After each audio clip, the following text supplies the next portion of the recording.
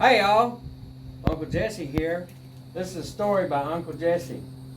Okay, I was riding down the road and went to a buddy of mine's house, Johnny, with this crazy girl, and on a date, and they was drinking and everything, and it had been years since I even had a drink at this point.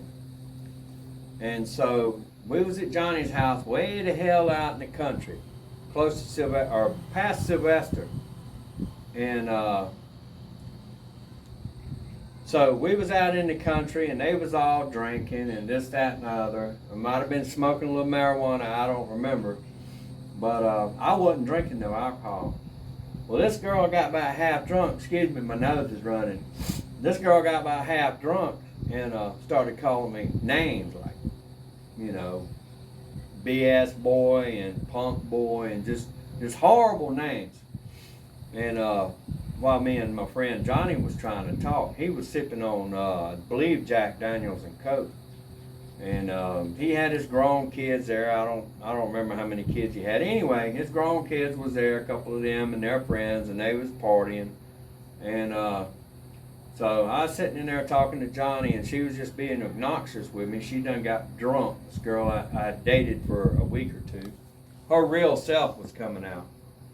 And so she kept on. Finally, she said something, and I won't repeat it because YouTube don't like that. But she said something that really made me angry.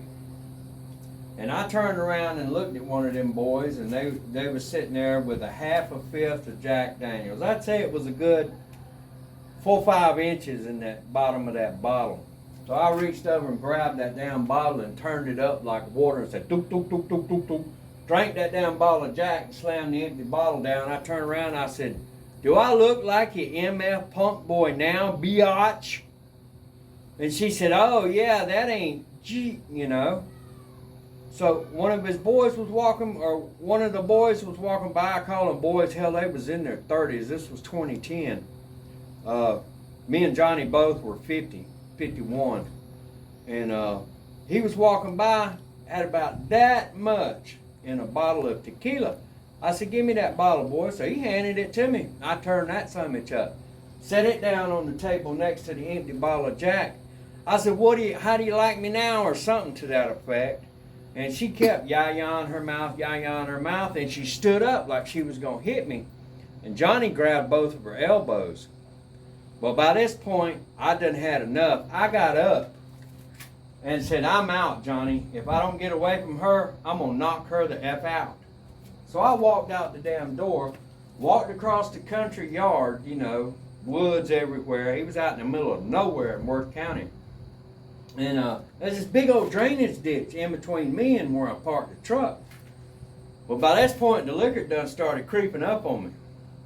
By the time I got to that big old drainage ditch, I said, fuck it, I'm just going to walk across down the drainage ditch. And well, I got down there and fell and rolled around in the bottom of the drainage ditch, crawled my way back up the other side, made it to my truck.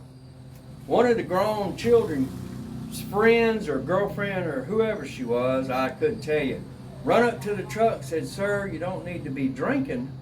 You don't need to be driving because you just drank all that damn liquor. You downed it like it was water. And I was like, okay, whatever. I got to go. I got to get away from her.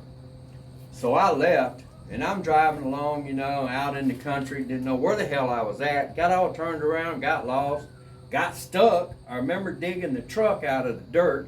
I think I missed the dirt road and run off in a field. Got the truck stuck. I was driving my fairly new 05 Colorado Z71 Colorado 05 model. And this was in 010. It wasn't very old. I only had like 40,000 miles on it. I bought it used. Anyway, I'm driving that. It looked practically brand new. And it had very low miles on it. And so I'm stuck in the field. I remember digging it out, and finally got it to jump up out of the dirt, back up on the dirt road, because there was no ditch. It was just dirt road and like farm fields on both sides of the dirt road, country dirt road. It was all sandy. So I finally got back on the road, and got going a long ways. Then I seen this campfire, or this bonfire, close to the dirt road in another field. So I pulled over, and there's two old boys out there. They was cooking out. They'd been hunting all day, and one of them walked over to the truck, said, "Damn, cuz, I can smell the alcohol from here." I said, "Where's the highway?" He said, "You don't need the highway here. You need to sober up." And he got me a big bottle of water out of their cooler. So I drank the water, and I sat there for, I don't know, an hour, 2 hours talking to them.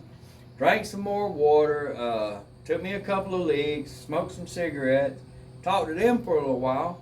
And so kind of sobered up a little bit, but I still had a good little buzz going on from that alcohol I drank probably several hours earlier, because this point it was getting wee hours of the morning.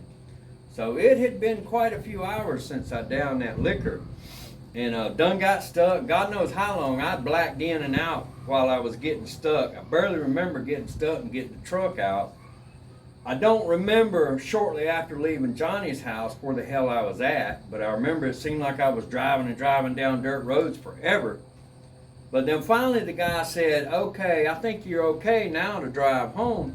He said, "The highway's that way. Just keep going straight. You'll see the highway." So I went down the road a little farther. I don't remember how far, maybe 10, 15 miles, who knows.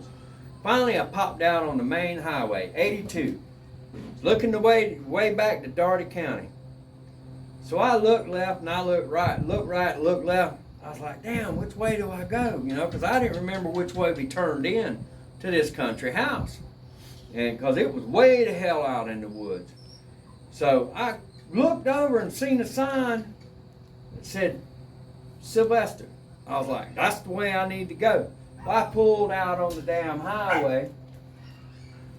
Got it up to 60, speed limit sign said 60. I clicked in the damn cruise control, just cruising along, 60 miles an hour. Bam! I went through Sumter. I believe it's Sumter right there, right past Sylvester. Correct me if I'm wrong, it's been a long time ago, but I went through, and it's a speed trap right there, and the sign says 60 miles an hour. Then right behind it, a short ways down the road, says 55. And then you got to drop down to 55 for maybe a mile at the most, and then it drops back up to 60 as you go around the curve into Sylvester. Well, as soon as I passed that 55 speed limit, I was like, oh shit, speed trap. And I clicked the cruise control off, and there was the police sitting there. Hush, girl!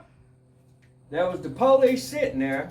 I clicked the cruise control off, dropped it down. He hit the blue lights and pulled out behind me. I was like, holy shit, I'm going to jail. So I pulled over side the road. And by this point, I'd done let the windows up on the truck, had my air conditioning kicking, had my radio on. I turned the radio on, got my driver's license and insurance out real quick. And the cop got out. He had a ticket pad in one hand and a flashlight in the other. He got out and walked up, and he shined his light on my tag. He wrote something down and he put his flashlight under his arm, wrote something down on his pad, turned around and went back to his car. He's sitting in his car a few minutes. I'm looking in the rearview mirror like, oh my God, I'm going to jail the whole time. I lit me a cigarette, I smoked a cigarette. Oh my God, I'm going to jail, I'm going to jail. Got my window cracked about 3 inches. I wasn't going to let him in that car. I'd done locked both the doors, left the truck running with the air conditioner on, had the window cracked by that far. I'm sitting in that damn Colorado Z71. And so he comes back, he's got the writing pad in one hand and the flashlight in the other.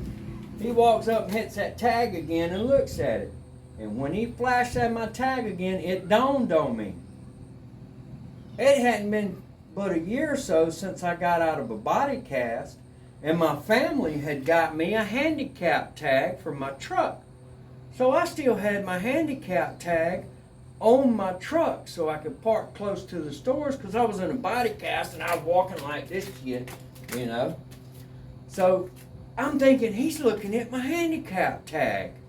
It just wow, you got your handicap tag. He's staring at it. So he walks up to the side of the truck and he leans in and he goes, how you doing today, Mr. Willis? I said, I'm doing nothing. I'm trying to find my way back to Albany, Georgia. He said, Mr. Willis, Albany, Georgia's that way. And he held the hand up with the pad in it and pointed. I said, okay, thank you. I dropped that truck down and drive it. Whoa! And around the curb I went, looking in the rearview mirror. That cop stood in the middle of that lane like this. He didn't know whether to run after me down the road with his flashlight and pad or run back to his car. He was like, what the hell do I do? What the hell do I do? What the hell do I do? As I was going around the curve into Sylvester. Come into Sylvester, dropped it down to 35, kept looking in the rear view. Then it dawned on me, he didn't have no jurisdiction in Sylvester. There weren't no police chasing me. I was good to go. I cruised it on into Dougherty County and went to bed. That's another story by Uncle Jessie. True story happened to me.